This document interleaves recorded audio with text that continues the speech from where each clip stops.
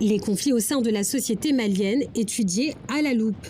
Tabassage, exécution arbitraire, viol, 340 pages passent au crible les 6 années entre 2012, coup d'état militaire, et 2018, année marquée par la présidentielle. Qu'est-il reproché à l'armée malienne? L'armée est accusée de crimes de guerre par les rapporteurs des Nations Unies. Le 22 mars 2012, des soldats font tomber la présidence, un coup d'état selon eux pour mettre fin à la débâcle militaire. Mais le Mali s'enlise dans la crise. Le rapport dénonce des exécutions sommaires contre des civils.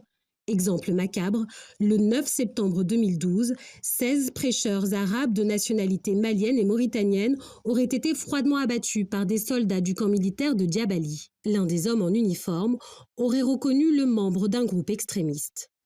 140 crimes sont détaillés par les rapporteurs des Nations Unies et ils concernent militaires mais aussi groupes armés terroristes et milices.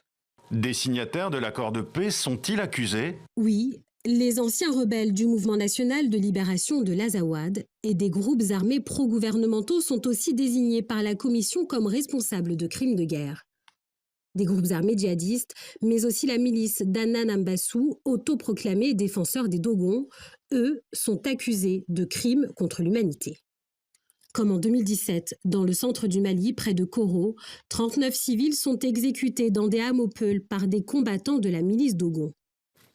Des droits humains bafoués, la fuite de ce rapport intervient au moment où le pouvoir malien est principalement aux mains des militaires putschistes, chargés de la transition pour ramener le pouvoir aux civils sous 18 mois.